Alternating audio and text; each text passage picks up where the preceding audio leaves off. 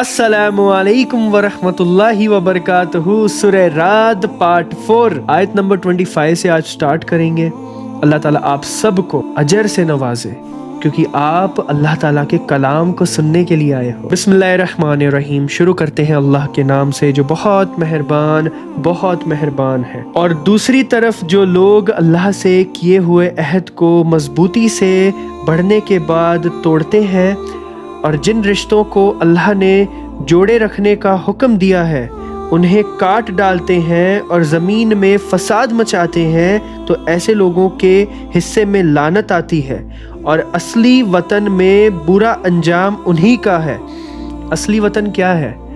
آخرت میں۔ اللہ جس کے لیے چاہتا ہے رزق میں وسعت کر دیتا ہے یعنی کہ بڑھوتری، اور جس کے لیے چاہتا ہے تنگی کر دیتا ہے۔ یہ کافر لوگ دنیاوی زندگی پر مگن ہیں، حالانکہ آخرت کے مقابلے میں دنیاوی زندگی کی حیثیت اس سے زیادہ نہیں کہ وہ معمولی سی پونجی ہے۔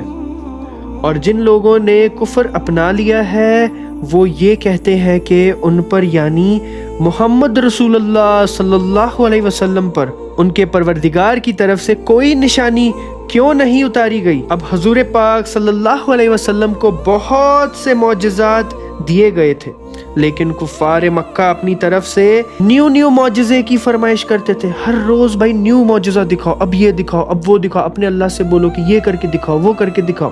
اب اللہ تعالیٰ یہ فرماتا ہے کہ جو یہ بار بار اس طرح کی فرمائشیں کرتے ہیں تو اللہ تعالیٰ کہتا ہے کہ یہ مطالبات جو ہیں یہ ان کے گمراہی کی دلیل ہے، یہ گمراہ لوگ ہیں۔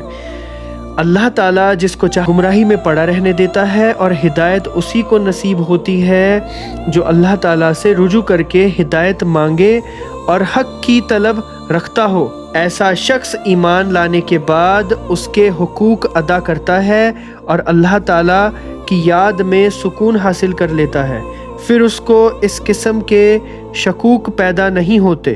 وہ ہر حال کو اللہ تعالیٰ کی مصیحت پر چھوڑ کر اس پر مطمئن رہتا ہے۔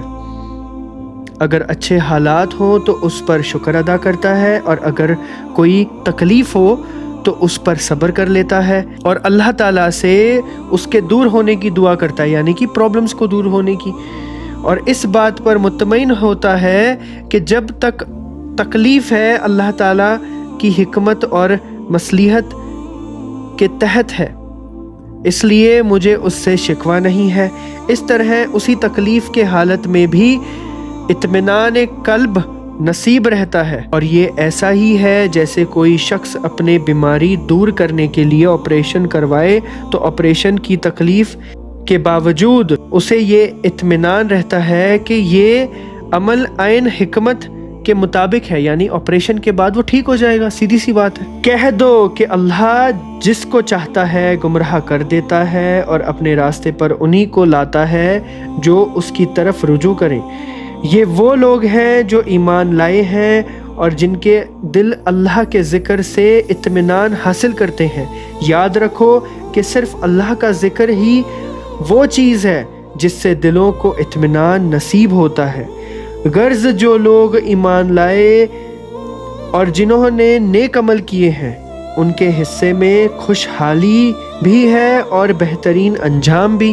اللہ اکبر۔ اے پیغمبر، جس طرح دوسرے رسول بھیجے گئے تھے اسی طرح ہم نے تمہیں ایک ایسے امت میں رسول بنا کر بھیجا ہے جس سے پہلے بہت سے امتیں گزر چکی ہیں، تاکہ تم ان کے سامنے وہ کتاب پڑھ کر سنا دو جو ہم نے وحی کے ذریعے تم پر نازل کی ہے، اور یہ لوگ اس ذات کی ناشکری کر رہے ہیں جو سب پر مہربان ہے۔ کہہ دو کہ وہ میرا پالنے والا ہے، اس کے سوا کوئی عبادت کے لائق نہیں ہے، اسی پر میں نے بھروسہ کر رکھا ہے اور اسی کی طرف مجھے لوٹ کر جانا ہے۔ اور اگر کوئی قرآن ایسا بھی اتارتا جس کے ذریعے پہاڑ اپنی جگہ سے ہٹا دیا جاتا یا اسی کی بدولت زمین شق کر دی جاتی اور اس سے دریا نکل پڑتا یا اس کے نتیجے میں مردوں سے بات کر لی جاتی، تب بھی یہ لوگ ایمان نہ لاتے۔ یہ مطلب اتنے غافل ہیں، ان کے سامنے اگر اتنی ساری چیزیں ان کے سامنے ان کو دکھا دی جاتی تب بھی یہ لوگ ایمان نہیں لاتے۔ ان کے دل اتنے غافل ہو چکے ہیں، اتنا زیادہ یہ लाइक दीन से दूर जा चुके हैं, अल्लाह से दूर जा चुके हैं। हकीकत तो ये है कि तमाम तर इख्तियार अल्लाह का है। क्या फिर भी ईमान वालों ने ये सोचकर अपना जहन फारिग नहीं किया कि अगर अल्लाह चाहता तो सारे ही इंसानों को ज़बरदस्ती राह रास्त पर ले आता? आपके भी दिल में ये कभी ना कभी ख्याल आता होगा ना कि अल्लाह अगर चाहता तो सबको, पूरी इंसानियत को राह रास्त पे ले आता, लेकिन क्यों? अब कभी कभी मुसलमानों को भी ये ख्याल आता है कि जो मौजज़ात ये लोग मांग रहे हैं अगर वो उनको दिखा दिए जाएं तो शायद ये लोग मुसलमान हो जाएं। ये आयत उन मुसलमानों को हिदायत दे रही है कि उन्हें अब इस बात से अपना जहन फारिग कर लेना चाहिए और ये सोचना चाहिए कि अल्लाह ताला की कुदरत में तो ये भी है कि वो उन सब को अपनी कुदरत से ज़बरदस्ती मुसलमान कर दे। मतलब अल्लाह ताला को उनको मौजज़ात दिखाने की क्या ज़रूरत है, उनको प्रूफ करने की क्या ज़रूरत है? अल्लाह ताला चाहता तो उनके दिल में ही ईमान उतार देता, वो ईमान ले आते। लेकिन अगर ये हो जाता तो उनका टेस्ट का क्या फ़ायदा था? This is the test. इसलिए अल्लाह ताला ने इस मामले में अपनी कुदरत को इस्तेमाल नहीं किया। अलबत्ता ऐसे लोग दलाइल वाज़े कर दिए कि अगर इंसान उन पर इंसाफ से गौर करे और हट दर्मी छोड़ दे तो उसको हकीकत तक पहुंचने में वक्त नहीं लगेगा। इसके बाद भी काफिरों की हर फरमाइश पूरी करने की कोई ज़रूरत नहीं है।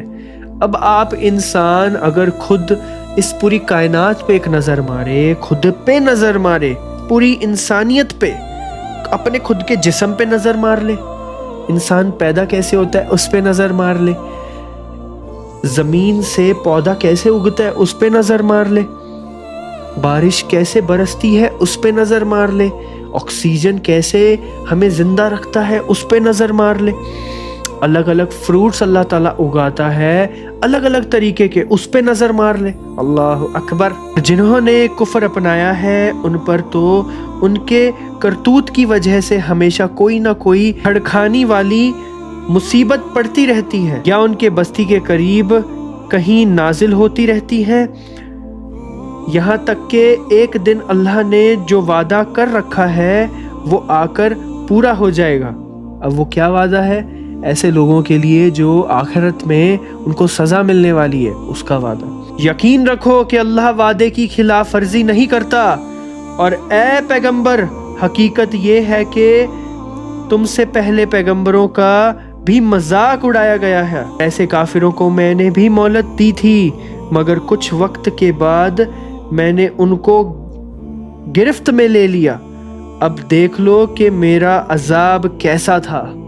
अल्लाह अकबर। अब कुछ मुसलमानों को कभी ये ख्याल भी होता था कि जब ये लोग ईमान लाने वाले नहीं हैं तो उन पर अभी कोई अजाब क्यों नहीं आ जाता, मतलब उनको अभी की अभी सज़ा क्यों नहीं मिल जाती, वो तो ईमान लाने वाले नहीं है। अल्लाह ताला को तो सब पता है कि वो ईमान लाएंगे या नहीं लाएंगे, तो उनके दिल में ये ख्याल आता था कि उनको अभी की अभी सज़ा क्यों नहीं दी जाती फिर। तो इस आयत में उसका ये जवाब दिया गया है कि इन लोगों पर छोटी छोटी मुसीबतें तो इस दुनिया में भी पड़ती रहती हैं। अब या तो अगर कोई बहुत ज़्यादा अमीर इंसान है तो उसकी लाइफ आप देखो, उसकी लाइफ में उसके बच्चे देखो, उसकी बीवी देखो, उसके माँ बाप देखो, उसकी लाइफ में प्रॉब्लम्स देखो। पैसा उसके पास बेइंतहा है, लेकिन उसकी लाइफ में उसके बच्चों की आजमाइश है, उसकी ज़िंदगी में उसकी बीवी की आजमाइश है, या फिर उसके हस्बैंड की आजमाइश है, या उसके माँ बाप की आजमाइश है।